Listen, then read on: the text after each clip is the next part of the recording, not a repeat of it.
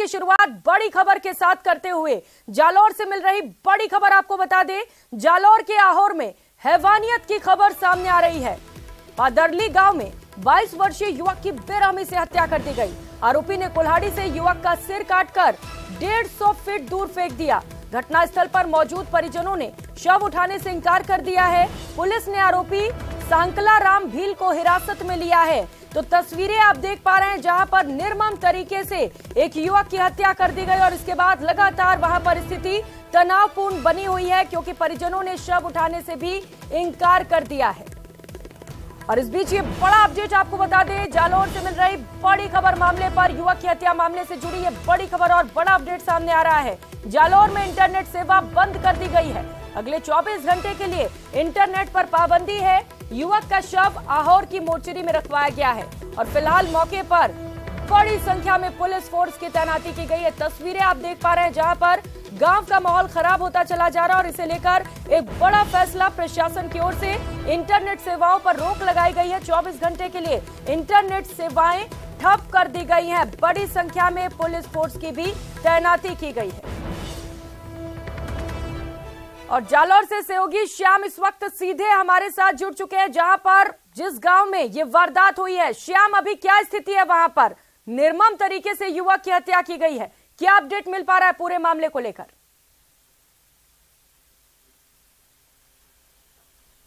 निश्चित तौर से प्रियंका, जालौर जिले का आहोर क्षेत्र जहां के एक पादरडी गांव के अंदर निर्मम तरीके से 22 साल के युवक की हत्या की गई और इस दौरान आरोपी ने जो कुल्हाड़ी से वार करके युवक को मौत के घाट उतारा और उसके बाद में इतने में उनका मन नहीं भरा। उसके बाद में सिर धड़ से अलग करके सिर 150 फीट तक वो लेकर घूमता रहा। इसको लेकर पूरी तरीके से हुई सनसनीखेज वारदात के बाद पूरे गाँव के अंदर माहौल पूरी तरीके से गमगीन है। पूरे मामले को लेकर जालौर जिला कलेक्टर ने जो है इंटरनेट सेवाओं को बंद होने की जानकारी दी है। संपर्क आयुक्त ने आदेश जारी कर दिया। पूरी तरीके से कानून व्यवस्था बनाए रखने को लेकर भारी पुलिस फोर्स है वो तैनात कर दी गई है।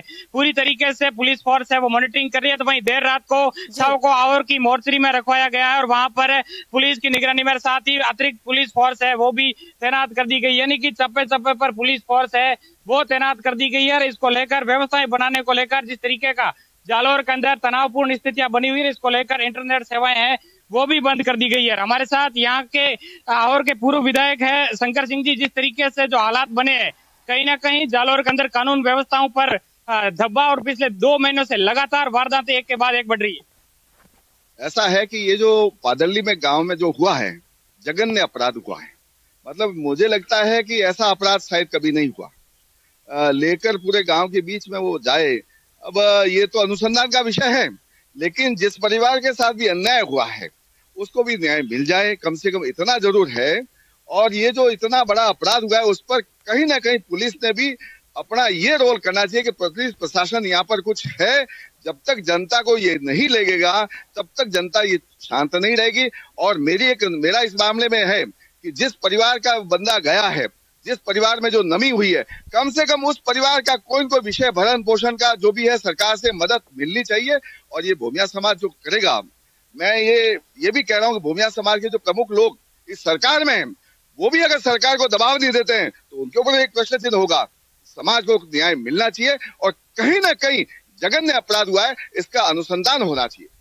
निश्चित तौर से प्रियंका, जांच की मांग की जा रही है। साथ में जानकारी ये भी मिल रही है कि जो पादरडी गांव है जहां पर ये वारदात हुई है, वहां पर भी बड़ी संख्या में लोग इकट्ठा हो रहे हैं। उसके बाद में बताया जा रहा है कि आज सैकड़ों की संख्या में जो लोग हैं वो आहोर पहुंच सकते हैं। मोर्चरी के बाहर प्रदर्शन भी किया जा सकता है, क्योंकि ये जो मोर्चरी है यहाँ पर शव रखवाया गया है और यहाँ पर पुलिस फोर्स है वो तैनात कर दी गई है। तो वहीं विश्वसनीय जिस तरीके से सूत्र है वो हमारे ये कह रहे हैं कि बड़ी संख्या में जो लोग है वो इकट्ठा हो रहे हैं और उसके बाद में वो आहोर कूच कर सकते हैं। उन लोगों की मांग है कि जो आरोपी है उनके साथ और अन्य आरोपी है उनकी भी गिरफ्तारी की जाए, क्योंकि पुलिस का यह कहना है कि जो आरोपी था, मुख्य आरोपी था, उसने रात को सिलेंडर कर दिया था और पुलिस ने देर रात से ही सोशल मीडिया के मार्फत से ये अपील की थी कि जिले में कानून व्यवस्था बनी रखे, शांति व्यवस्था बनाए रखने को लेकर सोशल मीडिया का भी सहारा लिया जा रहा है। तो वहीं कानून व्यवस्थाओं के साथ साथ में ज्यादातर जो इलाका है वहां पर पुलिस फोर्स तैनात कर दी गई है। जी प्रियंका। बिल्कुल श्याम, पुलिस फोर्स की तैनाती की गई तस्वीरें भी हम देख पा रहे हैं जहां पर बड़ी संख्या में पुलिस बल वहां पर तैनात है।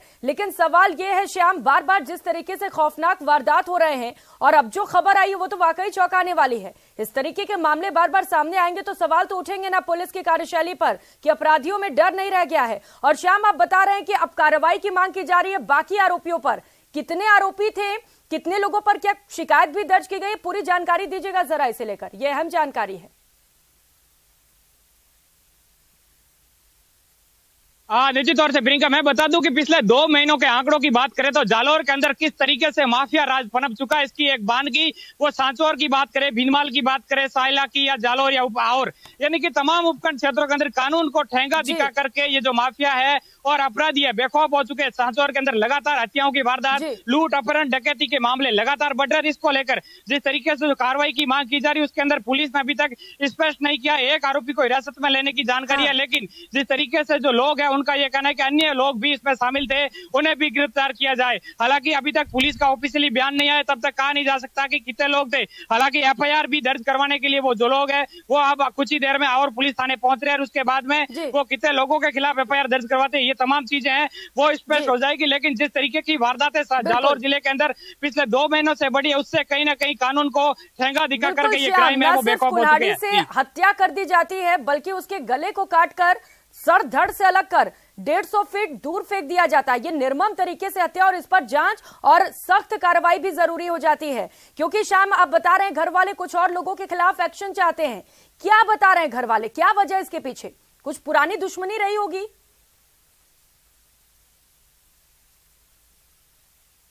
देखिए प्रियंका, जिस तरीके से जानकारी सामने आई कि ये जो दोनों जो मृतक है और जो आरोपी है वो दोनों एक ही गांव के रहने वाले हैं और जो आरोपी है वो इलेक्ट्रॉनिक की दुकान है वो गांव में संचालित करता है। ऐसे में ये जो युवक था, इन दोनों के बीच में पुरानी कोई रंजिश की जानकारी भी सामने नहीं आ पाई है। रीजन क्या था, किस वजह से इस हत्या को, वारदात को अंजाम दिया गया था, ये तमाम चीजें अभी तक इस पर, यानी कि बड़ा सवाल प्रियंका यही खड़ा होता है कि आखिर कोई इतनी ठोस वजह ही नहीं थी तो इस तरीके से निर्मम तरीके से आखिर क्यों हत्या की, और हत्या इस तरीके से कि रूह कांप जाए। अगर वो वीडियो या तस्वीरें अगर देख ले तो हर कोई इंसान की रूह कांप, इस तरीके की भयानक दर्दनाक तस्वीरें हैं वो सामने आई है। जी प्रियंका, और जो अन्य लोग हैं वो ये मांग कर रहे हैं कि वालों की क्या स्थिति होगी, इसका शायद हम अंदाजा लगा सकते हैं। क्योंकि अब परिजनों में गुस्सा है श्याम, और निश्चित तौर पर जिस तरीके से तस्वीरें सामने आ रही हैं किसी में भी गुस्सा देखने को मिलेगा। क्या कुछ और मांगे उनकी ओर से रखी जा रही हैं? आप कह रहे हैं कि मुख्य तौर पर सभी आरोपियों की गिरफ्तारी की मांग है, क्या और कुछ मांगे उनकी ओर से रखी गई हैं, मुआवजे को लेकर या फिर नौकरी, इसे लेकर कोई जानकारी? देखिए प्रियंका, जिस तरीके से जानकारी सामने आई कि जो पीड़ित परिवार है, जिनके घर में जो ये घटना हुई है, उनको मुआवजा देने के साथ अन्य प्रकार की जो मांगे हैं उसको लेकर, मांग पत्र को लेकर अभी कुछ ही देर में यहाँ पर लोग पहुंचेंगे। और जिस तरीके से यहाँ के पूर्व विधायक है वो कह रहे हैं कि पीड़ित को न्याय मिले, किस तरीके की मांगे मुख्य मांगे मानी जाए? ये पादली पूरा गाँव इकट्ठा हो गया है और समाज के लोग भी यहाँ पर आ रहे हैं।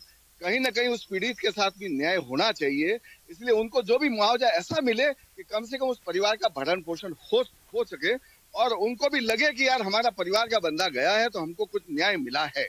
और दूसरा, ये जो आप जो कह रहे हो ना, सांचौर से लगाकर यहाँ तक, ये प्रशासन, पुलिस प्रशासन ने कहीं ना कहीं एकदम मर्दानगी दिखानी चाहिए, नहीं तो ये अन्याय बंद नहीं होगा, ये अपराध बंद नहीं होगा। और अपराध जब खत्म जब होगा जब पुलिस अपनी मजबूती बताएगी।